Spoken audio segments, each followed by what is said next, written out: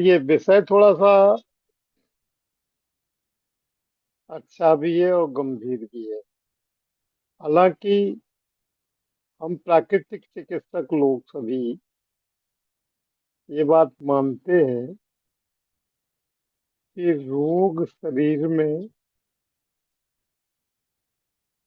अलग अलग नहीं होता है। पूरा शरीर ही हमारा रोगी होता है। लक्षण यहाँ वहाँ उसके दिखाई देते हैं।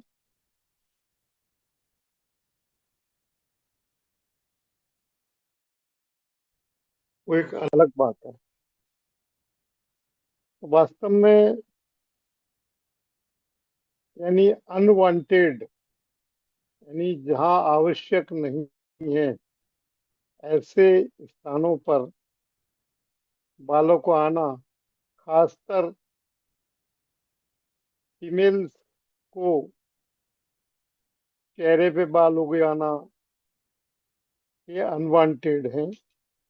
ये वास्तव में ये नेचुरल नहीं है, प्राकृतिक नहीं है। और इसका कारण के बारे में यदि हम आपको बताएं, सबसे पहले जो है कारण है कि हमारे बाल जो है इस तरह के आते क्यों हैं।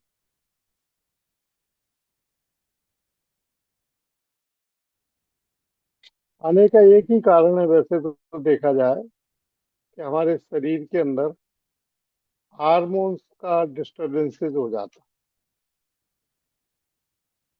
और हार्मोन्स के डिस्टरबेंसेस की वजह से इस तरह की और भी प्रक्रियाएं नजर आती हैं।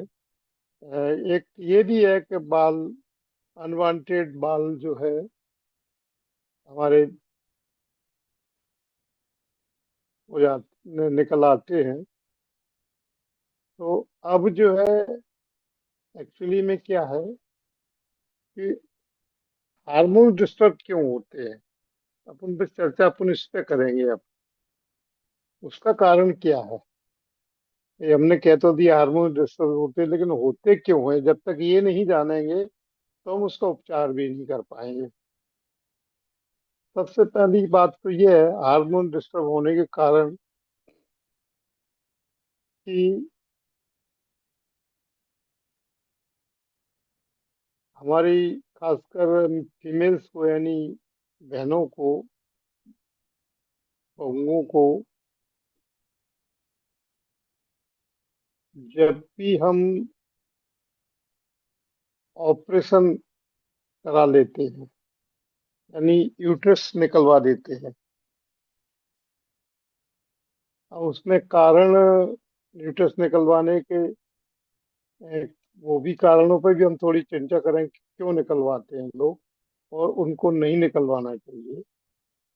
तो ये यदि वो प्राकृतिक चिकित्सा समझेंगे या प्राकृतिक जीवन शैली अपनाएंगे तो यदि कोई किसी तरह की कोई बीमारी, कोई परेशानी आती है तो ठीक हो सकती है। कभी कभी जैसे एमसी अधिक होने लगे तो उस समय भी लोग आगे निकलवा देते जिससे कि एमसी बंद हो जाए, उसकी वजह से हार्मोन्स डिस्टर्ब हो जाते हैं। पहला कारण है। और उसके साथ हम ये भी जानते हैं कि जैसे किसी तरह का कोई अ, अंग्रेजी में, हिंदी में तो गोला वगैरह बोलते हैं, यानी कोई विजातीय द्रव्य जो कि हमारे शरीर में खासकर यूट्रस आदि में एकत्रित हो जाते हैं, तो उनको हम निकलने के लिए पूरा ओवरी और यूट्रस दोनों को जो है निकलवा देते हैं। और उसके कारण मेनली हार्मोन्स डिस्टर्ब होते हैं। अब आप कहोगे नहीं साहब इससे तो हमारे जो है हुआ नहीं, ऑपरेशन तो हुआ नहीं है, और फिर भी हमारे बाल आ गए हैं। तो उसका कारण है हमारे खान पान में जो केमिकलों की व्यवस्था है। तो आज के युग में हम केमिकल युक्त भोजन कर रहे हैं। तो 100% केमिकल से बचा तो नहीं जा सकता है, क्योंकि मूड में ही भूल चल रही है। लेकिन फिर भी यदि हम एहतियात बरतें तो हम उससे बचे ही सकते हैं। इस विषय को हम थोड़ा बात को लेंगे कि कैसे बचेंगे हम उससे। अभी तो अपना मेन विषय है, इसके कारण है। तो केमिकल कैसे शरीर में होते हैं, क्यों होते हैं, उसका क्या वजह है, ये चर्चा भी हम करेंगे जरूर। लेकिन अनवांटेड जो हेयर्स यानी बाल जो आते हैं, पहले हम थोड़ी सी उस पर थोड़ी सी बात और करना चाहेंगे कि उन केमिकल के खाने से भी हमारे शरीर में हार्मोन्स गड़बड़ी हो जाती है, और वो डिस्टर्ब हो जाते हैं। यानी डिस्टर्ब से मतलब आप ये समझिए, किसी तरह के हार्मोन्स अधिक हो जाते हैं, किसी तरह के हार्मोन्स कम हो जाते हैं। तो अब देखो, ये विषय बहुत लंबा है। ये हार्मोन्स कौन कौन से होते हैं, क्या कम होते हैं, क्या ज्यादा होते हैं, इस विषय पे जाएंगे तो अपना ये पूरा 1 घंटे का समय इसी में लग जाएगा, और समझ में भी कम आ पाएगी। मैं तो खास मुद्दे की बात को पकड़ के चलता। तो आप जो है, अब ये कारण ये हो गया कि एक कारण तो ये, जैसे हमने कहीं ऑपरेशन करा लिए तो उससे भी हो जाता है चेंजेस। दूसरा कारण है कि हमारे जो है, जो केमिकल्स वगैरह हम दवाइयों के माध्यम से, भोजन के माध्यम से डायरेक्ट केमिकल खाते हैं खास करके। तो वो जो है, उनकी वजह से भी हार्मोन्स डिस्टर्ब होते हैं। अब हर किसी के नहीं होते हैं, लेकिन जिनको, इसकी वजह से भी हमारे जो है अनवांटेड बाल जो है हमारे आ जाते हैं, और हमको फिर जो है थोड़ी सी कभी कभी बड़ी शर्मिंदगी भी महसूस करनी पड़ती है कहीं कहीं। लेकिन अब वो अपनी हाथ में मजबूरी है, वैसे नहीं होना चाहिए शर्मिंदगी। ले, लेकिन उससे, उसके निवारण से पहले अब मैं इस बात पे आ रहा हूँ कि क्यों हम केमिकल्स किस तरह से हमारे शरीर में ज्यादा पहुंचते हैं। तो एक बात तो ये है कि जब हम इस तरह की चर्चाएं करते हैं तो लोग जो है एक बात कहते हैं, वो हम आपको शेयर करना चाहते हैं। तो साहब, आप तो कह रहे हैं साहब इसमें केमिकल उसमें केमिकल है। हम गेहूं खा रहे हैं, उसमें भी तो केमिकल आ रहे हैं, जड़ से ही आ रहे हैं उसमें तो। यानी रासायनिक खाद है, उनके ऊपर छिड़काव वगैरह है, उनका असर होता है कि नहीं गेहूं पे। अब गेहूं नहीं खाएं तो क्या खाएं फिर हम। इसलिए जैसे वो केमिकल तैसे ये केमिकल, भैया इनमें और उनमें अंतर है, आप समझने की कोशिश करिए। एक केमिकल, आप जैसे पानी पूरी को ले लो, जब अपन बाजार में, और उसका पानी में डायरेक्ट एसिड डाल रहे हैं वो सीधा आपके शरीर में एसिड जा रहा है। और एक केमिकल गेहूं या बाजरा या जौ जवार जो भी अनाज है, उसमें डायरेक्ट नहीं डाल रहे हैं। वो उसमें पेड़ में जाता, पेड़ से जाके फिर वो उसमें पहुंचता है। तो वो मात्रा और इस डायरेक्ट मात्रा में बहुत अंतर। ठीक है। अब एक बात हो गई है, दूसरी बात अब बताते हैं आपको कि हमारे खान पान में आज के युग में, शायद आप लोगों में से जिनके घर में रिफाइंड तेल नहीं खाया जा रहा है, उनको मैं धन्यवाद देना चाहूंगा कि वो लोग काफी केमिकलों से बच जाते हैं। और जिनके घर में रिफाइंड तेल खाया जा रहा है किसी भी रूप में, चाहे वो बाजार की नमकीन के रूप में हो या कचौड़ी समोसे के रूप में हो, क्योंकि बाजार में आपको सर्वत्र कंपनियां रिफाइंड तेल में ही पकाती हैं आपके जो भी नमकीन हो, कुछ भी हो। तो उसकी वजह से भी जो है, अ, जब हम उनको यूज करते हैं, घर में रिफाइंड तेल आकर के यूज करते हैं, तो उसमें भी हमारे केमिकल हमारे शरीर में जाते हैं। उन केमिकल की वजह से भी हमको जो है इस तरह की तकलीफें होती हैं। अब ऐसे देखा जाए तो अपन इनसे बच सकते हैं, अपन चाहें तो इनसे बच सकते हैं। थोड़ा सा अपन को जागरूक होना पड़ेगा। और जागरूक देखिए, अब कहते हैं, कुछ लोग कहते हैं मेरे पास समय नहीं है, मैं क्या करूं। भैया, जब हम बीमार हो जाएंगे तब समय कहाँ से आएगा।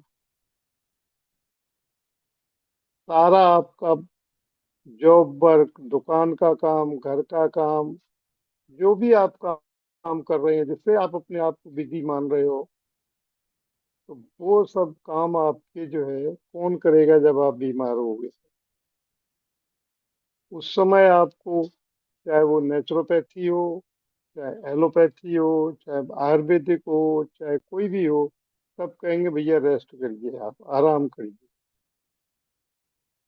ऐसी स्थिति में आप लोग जो है, इसके पहले ही अपन थोड़ा सा समय निकाल करके और भोजन के बारे में जागरूक होकर के, और बाजार से जो भी सामान खरीदें, वो थोड़ा सा समय जरूर लगेगा आपको अधिक, तो आपको मिल तो जाएगा मार्केट में। थोड़ा सा आप इंक्वायरी करेंगे और पता करेंगे, निश्चित मिल जाता है और हर जगह मिल जाता है। छोटी जगह, बहुत छोटी जगह वहाँ भी मिल जाता है, वहाँ और ज़्यादा इजीली अवेलेबल होता है। तो मेरा कहने का मतलब है, आप इस तरह के केमिकल्स के सामान को आप बिल्कुल बंद कर दीजिए अभी से। ये ही एक मतलब उपचार है आपके इस तरह के हार्मोन डिस्टरबेंस के लिए। देखो, ये तो एक एक आज का विषय है थोड़ा सा, कि हम अनवांटेड वालों के बारे में चर्चा कर रहे हैं, लेकिन वास्तव में देखा जाए तो ये बात हमारे पूरे शरीर के लिए लागू होती है। अनवांटेड आपके जो बाल उगे हैं, आए हैं, वो जो है पूरे शरीर की विकृति से ही आए हैं। और यदि हम शरीर का शोधन नहीं करेंगे और बाह्य उपचार करते रहेंगे, मान लो जैसे कोई तमाम साधन आने लगे, क्रीम लगाने से वो बाल वो निकल जाते, निकलते नहीं है दोबारा, फिर निकल आ जाते हैं वो, जैसे हेयर रिमूवर क्रीम्स वगैरह होती हैं, उनसे लोग बाल साफ कर लेते हैं। अब वैसे हमारे हिसाब से तो यूज नहीं करना चाहिए भाई। उसमें इतने भयंकर केमिकल होते हैं कि आपकी त्वचा को नुकसान पहुंचाते हैं वो। और त्वचा के साथ वो केमिकल आपके शरीर के अंदर भी प्रवेश कर जाते हैं, और वो एक धीरे धीरे कैंसर जैसे रोग का कारण भी बन जाते हैं। मैं एक हकीकत आपको बता रहा हूँ, कोई डराने वाली बात नहीं है, नहीं कैंसर का नाम लेके हम आपको डरा रहे हैं। तो इसी तरह से अब काय काय में ये चर्चा में पहले केमिकल के बारे में काफी कर चुका हूँ, और फिर से थोड़ा सा रिवीजन करने का मन हो रहा है, जिससे कि हम और अवेयर रहें और हम जो है होशियार रहें।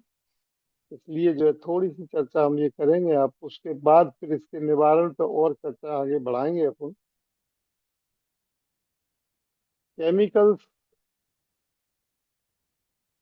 जो छुपे रुस्तम के रूप में जिसको जाना जाता है, और जो आपको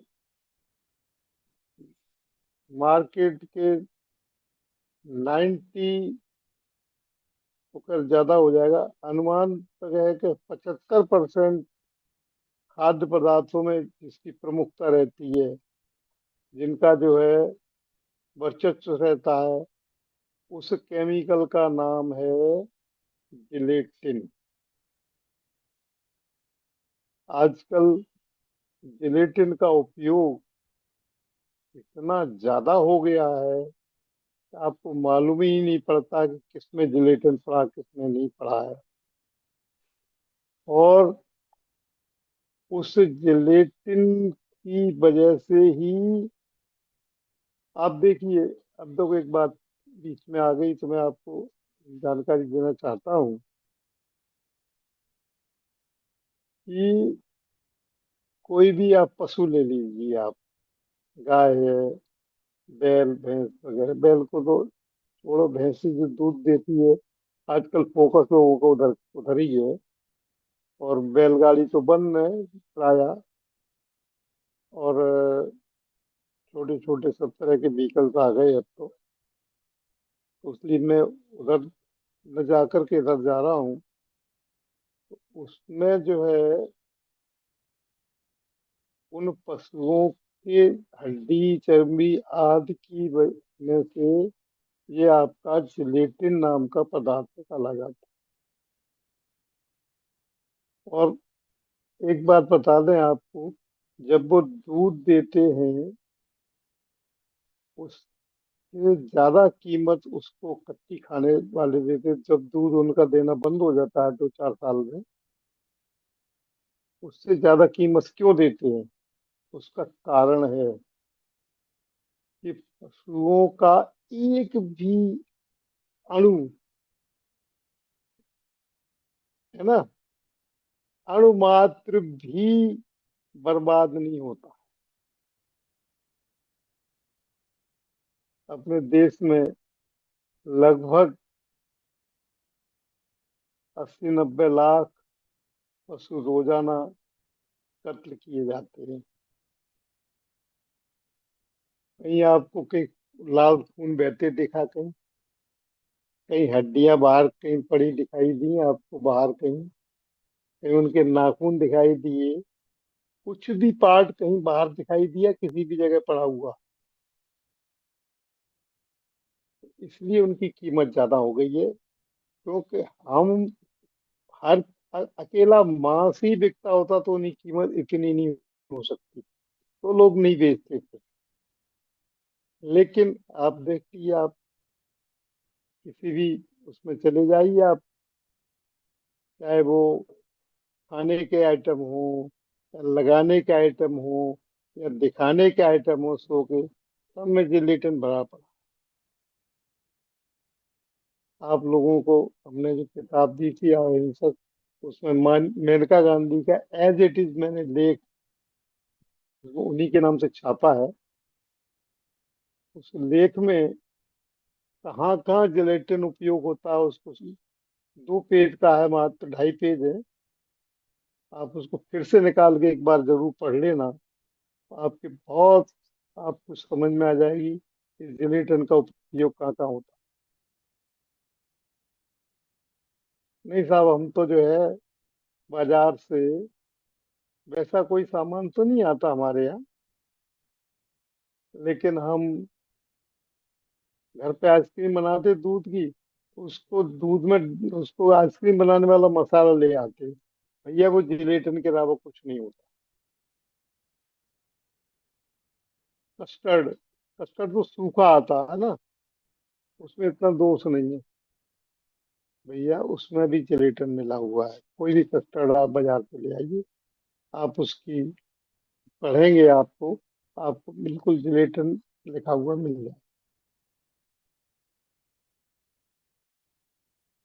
अब आप खुद उसको जो है समझ सकते हैं कि हम कहाँ कहाँ केमिकल खा रहे हैं। आप कोई भी क्रीम ले लीजिए, उसमें जिलेटिन, उसकी चिकनाहट बढ़ाने के लिए जिलेटिन जरूर डालें। कौन आज के जमाने में जो है 1,800 रुपए किलो वाला घी आदि को क्रीम में इस्तेमाल करता है, लेकिन वो दूसरी चीज ये भी है, एक चर्बी भी आती है, उसका भी उपयोग जो है इन सब चीजों में किया जाता है। और क्यों, कारण क्या है? आज जो है, यदि ये व्हाइट पेट्रोलियम जेली जो कि ये अपना रिफाइनरी जैसे ना तेल की, मतलब अपना ये ब्लैक तेल जो आता है ना उसकी रिफाइनरी, उसका एक बाई प्रोडक्ट होता है। लेकिन ये महंगा पड़ता है और जिलेटिन सस्ता पड़ता है चिकनाट डालने के लिए। अब आप देख लीजिए हम कहाँ कहाँ इसका इस्तेमाल कर रहे हैं। और अब थोड़ी सी चर्चा हम ये करेंगे कि यदि आपके निमित्त से पांच इंद्री, यानी कृष जीवों की कह लो आप, दो इंद्री से लेके पांच इंद्री जीवों की हिंसा होती है, आप निश्चित मान के चलिए, आप असाता कर्म का बंध होगा ही होगा। और उस असाता कर्म के उदय से हमें ये निश्चित मान के चलिए कि बीमारियां जरूर होंगी। जब भी उनका उदय आएगा, या पूर्व का उदय हो, या इसी इसी जो है पर्याय का बना हुआ कर्म का उदय हो, तो हमें कुछ न कुछ तकलीफें, बीमारी आएंगी आएंगी। और फिर हम उनको दोबारा से जो है अवक्स दवाइयों की, हमारा दिमाग भी जाएगा। सेवन की बात छोड़ दीजिए, ये जैन धर्म में, ये जैनोलॉजी, जैनोपैथी, जरा भी आपका उधर दिमाग भी जाएगा तो भी आपको उसके बंद लगेगा ही लगेगा। यानी कृत कारित अनुमोदन। मैं और भी पहले बोल चुका हूँ इस बात को, कि हमें इस तरह की जो अवक्स दवाइयाँ, अवक्स सामान, अवक्स चीजों के बारे में न तो खुद इस्तेमाल करें, न दूसरों को बोलें, और न इनकी अनुमोदना करें। न करें, न कराएं, न अनुमोदना करें।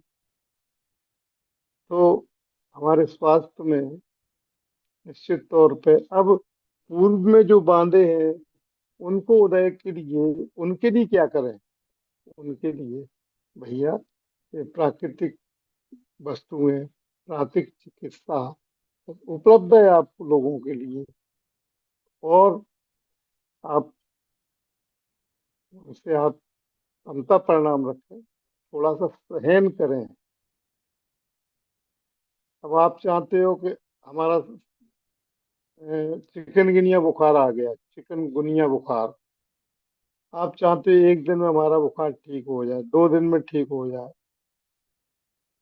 आप कोई भी मेडिसिन कर लेना,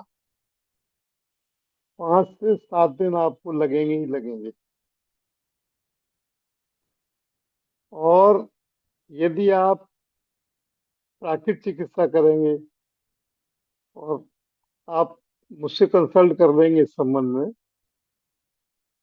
और वैसे हम अभी बता देते हैं आपको, हमें उसमें कुछ है तो नहीं, आप लोग उसको आप नोट करके याद करके, बहुत सिंपल सा इलाज है उसका। यानी बुखार किसी तरह का भी हो, चाहे कोई बुखार हो, आपका 3 दिन में ठीक होने वाला है। चिकनगुनिया थोड़ा 5 दिन लग सकते हैं, एक दो दिन किसी व्यक्ति को ज्यादा गम, यानी उसकी जो है इम्यूनिटी पावर थोड़ा डाउन होगा ना, तो थोड़ा समय ज्यादा ले लेगा वो, और नहीं तो नहीं लेगा।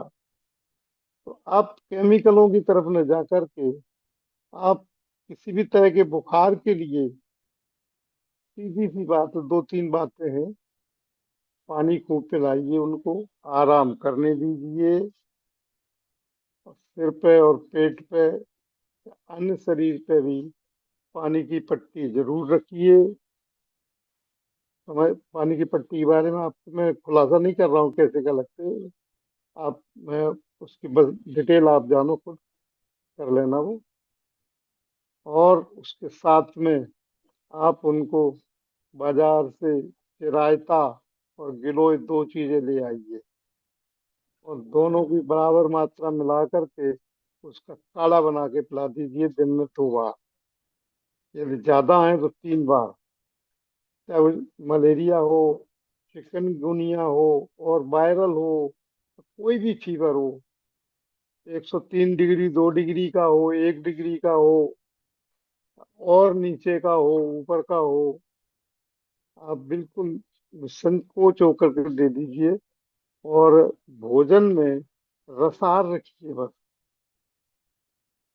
पानी पिलाइए, नारियल पानी पिलाइए, आप मौसमी का रस दीजिए, संतरे का रस, जो सीजन फसल में उनका रस दीजिए आप। और नहीं फिर फल भी दे सकते हो, वैसे रस देना ज्यादा बेटर है। फल भी दे सकते हो। वैसे भी जिसको बुखार होता है, भूख लगती नहीं, हम जबरदस्ती उसको मुंह में ठूस देते हैं। लेकिन पानी निरंतर उनको जो है, आप पानी की कमी नहीं शरीर में होना चाहिए। वो निरंतर आप, यानी चाहो तो घंटे आध घंटे बाद दो दो, एक एक कटोरी, आधी कटोरी आप पिलाते रहिए पानी को। आपको गारंटी में देता हूँ कि आपको किसी दवाई की जरूरत नहीं पड़ेगी। और वो 3 दिन से 5 दिन के बीच में आपको बुखार बिल्कुल नॉर्मल हो जाएगा। ना हाथ पैरों में दर्द रहेगा, ना कुछ। चिकुनगुनिया के बाद देखा जाता है कि सालों लग जाती है, दर्द ठीक नहीं होता है उनको। और खूब दवाई करते हैं, नींद नहीं आती, नींद की गोलियां खाने लगे तो और डिस्टर्बेंस हो गया। चलिए, तो प्राकृतिक चिकित्सा में आपको मालूम है सबको कि जब हम, पहले भी मैं बोल चुका हूँ, कुछ लोग उस समय कम थे, मैं दोबारा उस बात को बोलता हूँ कि पूरे शरीर में ही जब डिस्टर्बेंसेस होते तभी कोई रोग उत्पन्न होते। वो बात अलग है कि हम, वो रोग किस पार्ट में निकल रहे हैं वो बात अलग है। तो इसलिए हमें पूरी शरीर की चिकित्सा करनी पड़ेगी वहाँ। उस रोग विशेष की आप चिकित्सा करेंगे तो ये प्राकृतिक चिकित्सा में चिकित्सा नहीं होगी। आपको मूल में जाना पड़ेगा, मूल कारण उसको निकाल करके मूल कारण को ही चोट करनी पड़ेगी, यानी जड़ पे ही चोट करनी पड़ेगी। इसलिए आप थोड़ा सा जो है, एक तो एक मैंने एक बात की कही आपको जिलेटिन की, ऐसे और भी कई एक चीजें हैं जिनमें कि ये सब चीजें मिलाई जाती हैं। आप अपने आप को ये बार अपडेट करें, और बाजार में थोड़ा सा देखते रहें कि कहाँ क्या हो रहा है। और ये समाचार भी आपको मिलते ही रहते हैं, लेकिन उन समाचारों को पर भी थोड़ा सा आप अपने हिसाब से सोच करके तब निर्णय लें, समझ के निर्णय लें। जब बालों की थोड़ी सी बात आई है, एक बात जरूर कर, ये शायद मेरी बात मानी नहीं जाएगी, लेकिन मैं कहे बिना रहूंगा अभी। वो शायद ही कोई माने इस बात को, लेकिन कहूंगा जरूर। मानो मत मानो ये आपसे, बालों का रंगना बिल्कुल बंद कर दी। इससे जो है आपको केमिकल, बहुत सारे केमिकल उससे आपको शरीर में जाते हैं। क्योंकि आज मैं देखता हूँ, चाहे वो जैन समाज हो, चाहे कोई समाज हो, चाहे किसी तरह के महिलाएं पुरुष, सबको पता नहीं क्या एकदम बाल रंगने की जो है वो एक भेड़ चाल हो गई है कि सब लोग बाल रंग रहे हैं। देखता हूँ जिनके बाल काले थे भी रंग रहे हैं। पता, ऐसी स्थिति में आप इनको बंद कर जी। देखो, बहुत पहले की बात है, जब हम बिजनेस की तलाश में थे, यानी लगभग मेरे ख्याल से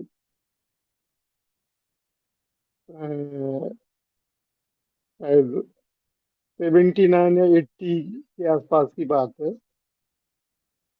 और जो बिजनेस मेरा था वो टूट गया था। अब दूसरा बिजनेस करने के पास में तो मुझे सजेस्ट हुआ कि साहब वो आप हेयर ड्राई की फैक्ट्री लगा लो। हेयर ड्राई की, यानी ये केमिकल बनाने की। तो हमने कही भैया जो है वो इनकी बिक्री कहाँ इतनी होगी। हालांकि थोड़ा प्रोजेक्ट तैयार भी किया था इसका हमने, लेकिन बहुत सारे केमिकल केमिकल की हमें वो जानकारी मिली उस समय। एक बनाने वाले को भी देखने गए थे हम, लेकिन वो हमने कहा यार कितने पे कहेगा ये, अभी इतना कोई लेने वाला ही नहीं है। लेकिन अब सोचता हूँ यदि वो हमने शुरू की होती तो आज बहुत बिक्री होती।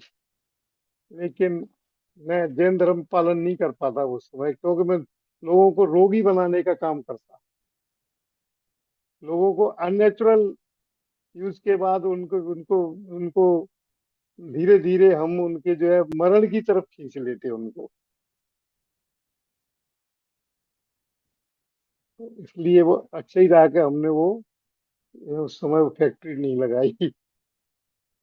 तो इसलिए मैं कह रहा हूँ कि आप जो है इस केमिकल को बिल्कुल मत यूज करें, किसी भी कंडीशन में यूज नहीं करें, चाहे पुरुष हो, चाहे महिला हो, चाहे बालक हो, बालिकाएं हो। इससे हमारे स्वास्थ्य के लिए बहुत हानिकारक केमिकल हमारे शरीर में चले जाते हैं। और उनके उनकी वजह से हमें कहीं कुछ तो वो केमिकल जाते हैं तो शरीर उनको पहले तो निकालने का प्रयास करता है। जब वो ज्यादा सूक्ष्म होते हैं और वो शरीर के निकलने में नहीं आते हैं, या अधिक मात्रा हो जाती है, तो फिर वो रिटेन होना शुरू हो जाते हैं शरीर में कहीं ना कहीं किसी पार्ट में। जहाँ वो रिटेन होंगे वो उस अंग में आपको तकलीफें शुरू हो जाती।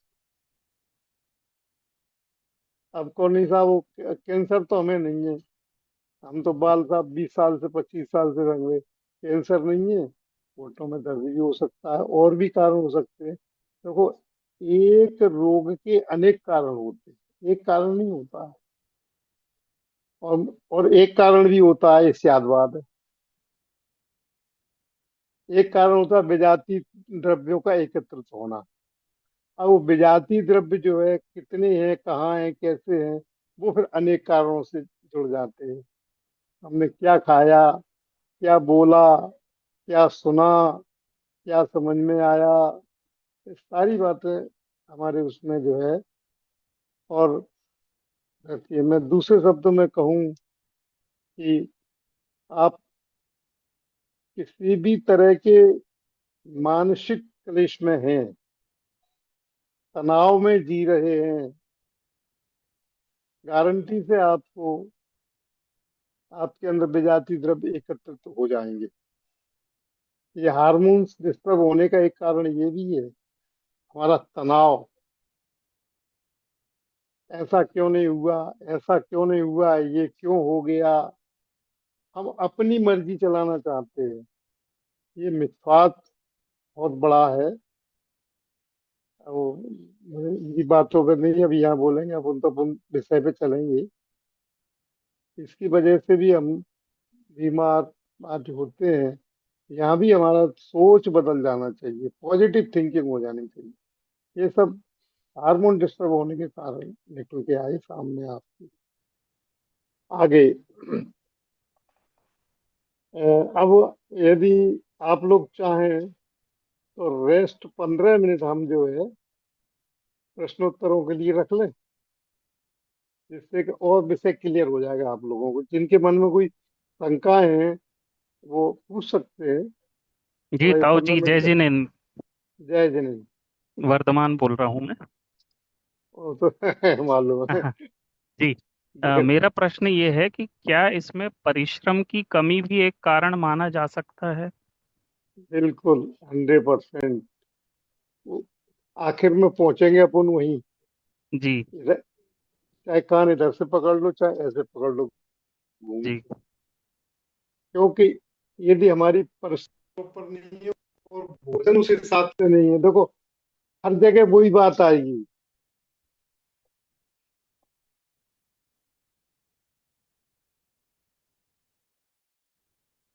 हर जगह वही बात आएगी कि बैलेंस करना है अपने को, परिश्रम और भोजन का बैलेंस। आप, भाई साहब ने अभी बहुत अच्छा प्रकरण लिया था वहां पर, भिंड में, सुमंत भाई साहब ने बहुत बढ़िया प्रकरण लिया था कि हम आपको 20 रोटी खिला देंगे, लेकिन आपको भूख 25 रोटी की होनी चाहिए, तो 20 खाओ। है ना? अब 25 की रोटी की भूख भूख कब लगेगी? जब आप परिश्रम करेंगे। तो यदि आप, केमिकल भी कदाचित चले जाएं आपके शरीर में, और यदि हम उसको उसको डाइजेस्ट करने की करते हैं, तो गारंटी से मैं आपको बता रहा हूँ कि आपको इस तरह की कोई भी जो है, इस तरह की कोई भी आपको ये परेशानी नहीं आएंगी। लेकिन होता यही है कि अब वर्तमान भैया ने अच्छा प्रश्न किया है, और विषय बहुत विस्तृत है, बहुत बड़ा विषय है ये। इस पे चर्चा मतलब बहुत लंबी हो सकती है, लेकिन हम थोड़ा सा शॉर्ट में बताएंगे आपको इस प्रश्न के बारे में कि दोनों का बैलेंस होना चाहिए। यदि हम बीमार हैं और बिस्तर पे पड़े हुए हैं, बुखार है, जुकाम है, कुछ भी है, तो निश्चित तौर पे हमें ऐसा भोजन ले लेना चाहिए उस समय कि जो कि एकदम डाइजेस्टेड हो, तो आपको बीमारी नहीं बढ़ेगी, और बीमारी आपकी धीरे ठीक हो जाएगी। अब समस्या ये है ना, अब क्या कहें, थोड़ा सा कहना तो पड़ता ही है कि बीमार पड़े हैं, बिस्तर पे पड़े हैं, फिर भी थोड़ी खिचड़ी तो खा लो। अरे आधी चम्मच ले लो। थोड़ा पेट में नहीं जाएगा तो आपको उल्टी आएगी, उबकाई आएगी, कुछ तो ले लो। क्यों ले लें भैया? नहीं नहीं साहब, ले लो आप। ये मेरे साथ भी होता रहा। हर किसी की कहानी है, एक किसी व्यक्ति की नहीं है। अब बोले इससे क्या संबंध, लोग कहते। थोड़ा सा एक उदाहरण आपके बीच में आ गया, मैं बता रहा हूँ आपको। एक बार क्या हुआ कि हम, मेरा पैर फिसल गया, और मैं बाथरूम के गेट पे जो है गिर पड़ा, तो मेरी पसली में चोट आ गई। हालांकि टूटी नहीं, लेकिन चोट आ गई, भयंकर पीड़ा हुई, बहुत ज्यादा भयंकर दर्द। लेकिन हम तो प्राकृतिक चिकित्सक हैं, तो मैंने कहा मूव लगा लो, जो मैंने कहा नहीं, ये भी नहीं लगेगी। तो पीड़ा हमने सहन की, और कुछ नहीं किया। सिंपल सी जो है उसके ऊपर जो है जहाँ दर्द होता था, सूजन भी आ गई थी वहां पे थोड़ी सी। मैंने कुछ नहीं किया, आमी हल्दी, हल्दी, और वो तेल का एक पुलिस बना करके, और उसको रात को बनवा लेते थे, सवेरे हटवा देते थे। लेकिन उठने बैठने खड़े होने में बड़ा पीड़ा होती थी एकदम। लोगों का ऐसा अनुमान था आपको महीने भर लग जाएगा, कोई कहता था कि 15 दिन लग जाए, कोई कहता 3 महीने तक ये ठीक होगा, दवाइयां ले लो। मैंने कहा नहीं लेंगे। आश्चर्य होगा आपको, 9वें दिन हमारे कोई दर्द नाम की चीज नहीं रही। लेकिन 9 दिन तक हमने अन्न नहीं खाया बिल्कुल भी, और पूरे घर में हमारे में हंगामा रहा। अब नेक ले लो थोड़ा, मैंने कहा नहीं लूंगा। एक दफे तो मैंने उठा के फेंक दिया, ज्यादा जिद करने लगे लोग तो। मैंने कहा तुम फल ले आओ, सब्जी ले आओ, वो हम ले लेंगे, और कुछ नहीं लेंगे। तो उस, अब आपको अगर चोट लगने से उसका क्या संबंध है? अरे चोट तो शरीर में ही तो लगी है ना, बाहर थोड़ी लगी है। और हम इस सिद्धांत को मानते हैं अच्छी तरह से कि शरीर हमारा एक है, रोग भी एक है, उपचार भी एक ही है। तो आप, मतलब इस बात के लिए जो है, हालांकि वो 2-3 दिन शुरू शुरू में थोड़ी सी बात हुई, फिर किसी ने टोका मेरे को, तो जो बोले वो मानेंगे नहीं, आप जो कर रहे सो करन दे। तो मैं 10वें दिन अपने आप 2 सीढ़ियां उतर के मंदिर गया, मंदिर की 2 सीढ़ियां चढ़ी, उतर के आ गए, दर्द नाम की बिल्कुल चीज नहीं थी। उसके बाद दोबारा कभी दर्द भी नहीं आया वो। नहीं तो लोग कहते जब बरसात होगी तब फिर उस जगह दर्द होगा। तो ये एक छोटे से जो है एग्जाम्पल मैंने आपको दिया इस बारे में। इसलिए ये बात आपकी बहुत सटीक है कि अपन समय के साथ जो है, यानी जैसा हम हमारी परिश्रम हो, उस तरह को यदि हम परिश्रम नहीं कर पा रहे हैं तो हमें अपने भोजन को चेंज कर लेना चाहिए। जैसे मान लो 50 साल की उम्र के बाद परिश्रम नहीं होता सही, तो उसमें सेल्स की प्रोडक्शन कम हो जाता है, तो उतनी ऊर्जा नहीं रहती, उतनी स्फूर्ति नहीं रहती है। उस समय हमें जो है भोजन उसी हिसाब से कर लेना चाहिए, अपने को चेंज कर लेना चाहिए।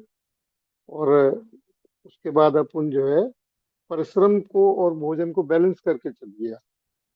आज कोई मजदूर है, एक बड़ी समस्या विचित्र है संसार में कि जिनको हजम होने की ताकत है उनको मिलता नहीं, और जिनको जो है हजम नहीं कर सकते उनके ढेर लगा हुआ है। कनस्तरों घी रखा है घर में। गजब की बात है। और वे जो मेहनत करते हैं, और जो है सवेरे शाम उनका जो पसीना निकलता रहता है पूरे दिन, उनको सूखी रोटी मिलती है खाने को, मिर्ची के साथ प्याज के साथ रोटी खाते हैं, वो देखा है। और फिर भी, लेकिन अब एक प्रश्न आया था इस बारे में, तो वहां भी बीमारियां देखी जाती हैं। उसका कारण क्या है? हालांकि विषय अंतर बात है ये थोड़ी सी। अ, बीमारियों का कारण क्या है?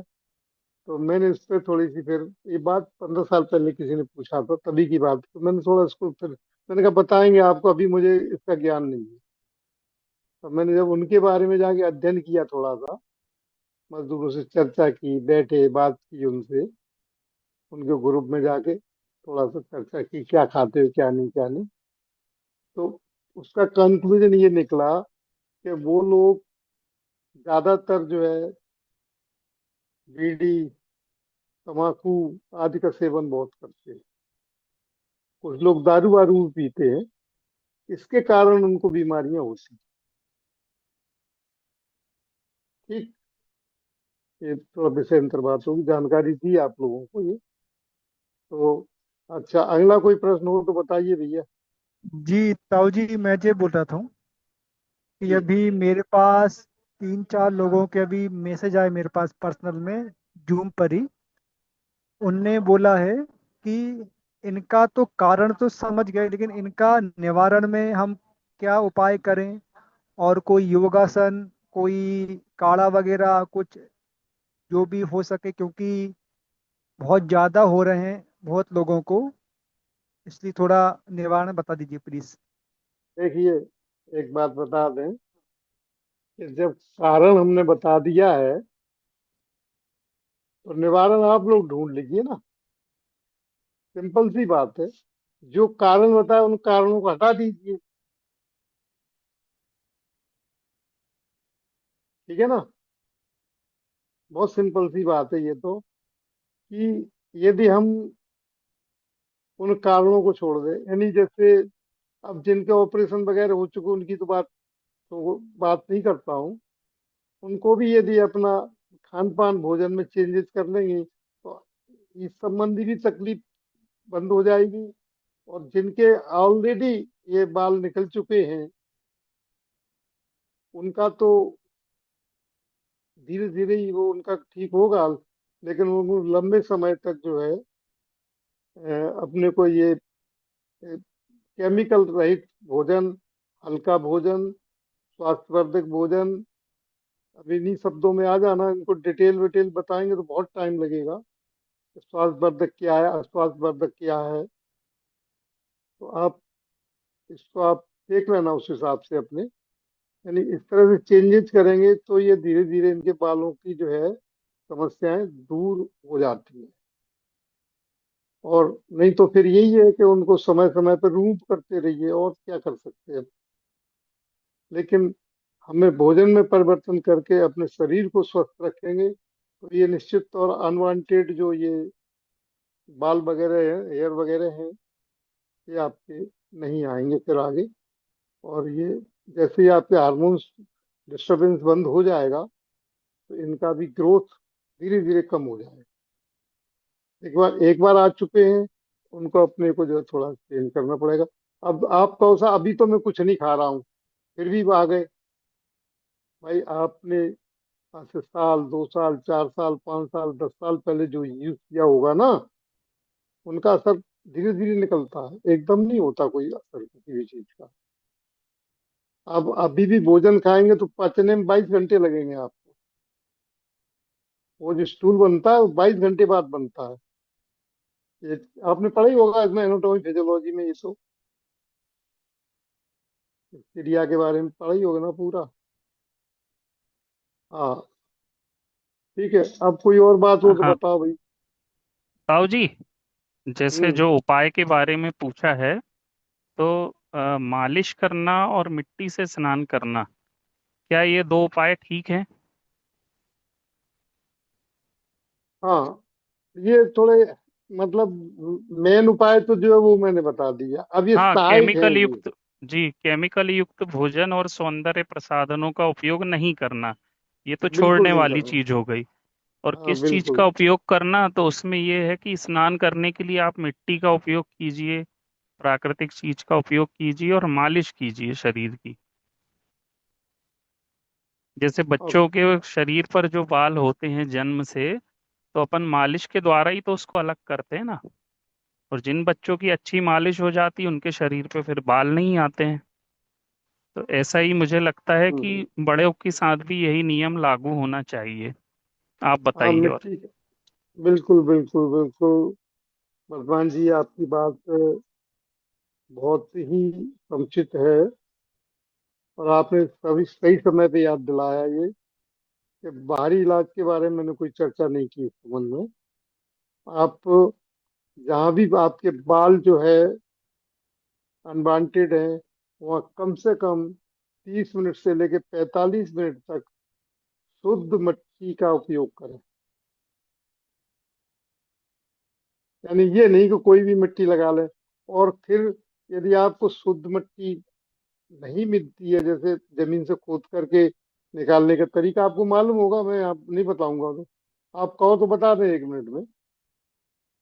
वो मिट्टी आपको यूज करना चाहिए जो जमीन के 2 फीट अंदर से निकाली जाए, उसको फिर सुखाया जाए, और सुखाने के बाद उसमें कंकड़ आज छान लिए जाएं, उसको यूज करिए आप।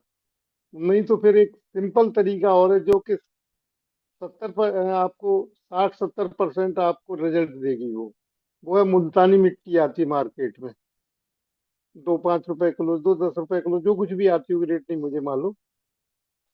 आप वो ले आइए, उस मिट्टी का भी आप भिजो करके अच्छी तरह से। लेकिन उसमें एक चीज आप और कर लीजिए, आप नींबू मिला दीजिए आप उसमें थोड़ा सा।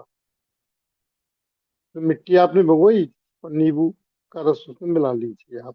या एक चीज और बता रहा हूँ मैं आपको, याद आ गई मुझे, जब प्रकरण शुरू होता था याद आता, आप नींबू के छिलके सुखा लीजिए। छिलके जो होते हैं ना, वो बहुत अच्छा काम करते हैं इस पे। उसका बना लीजिए पाउडर। उस पाउडर को मिट्टी के साथ लगा करके आप लेप लगाइए, चेहरे पे लगाइए, किसी भी तरह के जहाँ भी अनवांटेड बाल हो वहाँ लगाइए आप। उससे आपको निश्चित तौर पर लाभ मिलेगा, तत्कालीन लाभ नहीं मिलेगा। ये बहुत उपयोगी है। हमारा जो फेंक देते हैं ना छिलके, आप उनको सुखा लीजिए। इसका और भी उपयोग मैं आपको बता दूं, प्रसंग आ गया इसलिए। आप बर्तन मांजने के काम में इसका पाउडर बहुत अच्छा काम करता है। आप डिटर्जेंट से बर्तन मांजती तो कुछ परसेंटेज डिटर्जेंट उसमें थालियों में, बर्तनों में लगा रह जाता है, आप कितना भी धोना, भले ही आप 3 पानी में भी धो।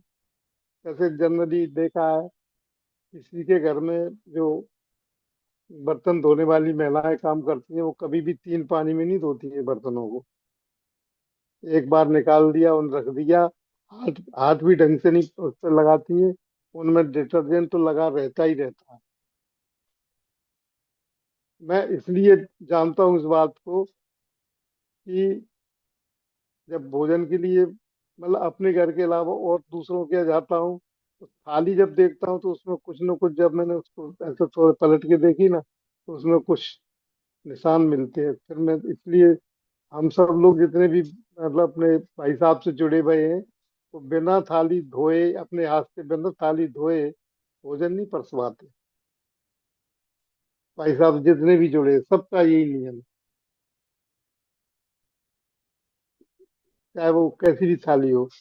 तो कहने का मतलब ये है कि आप ये इस तरह के ये जो है नींबू का लेकिन मिट्टी के साथ में वो लेप लगाना वैसे नहीं।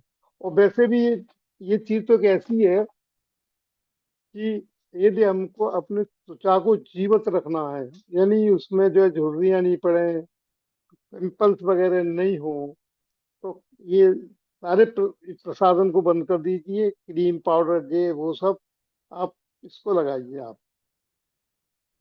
हालांकि छिंदवाड़ा कैंप में उन्होंने जो है चारू में डॉक्टर चारू जी ने आपको एक वो फेस पैक दिया था।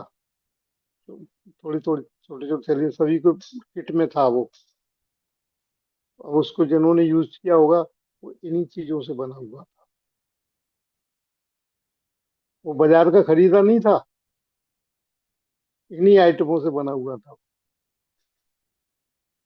ये नहीं कि बाजार से खरीद के आके पैक कर दिए, वो नहीं था वो।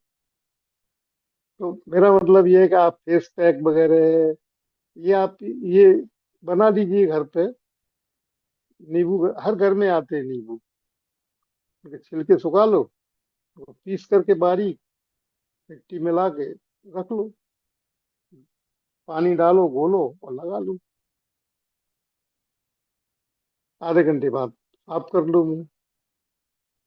तो अनवांटेड और भी चीजें आपको साफ मिलेगा। ठीक है भाई, अब मेरे ख्याल समय तो हो चुका है।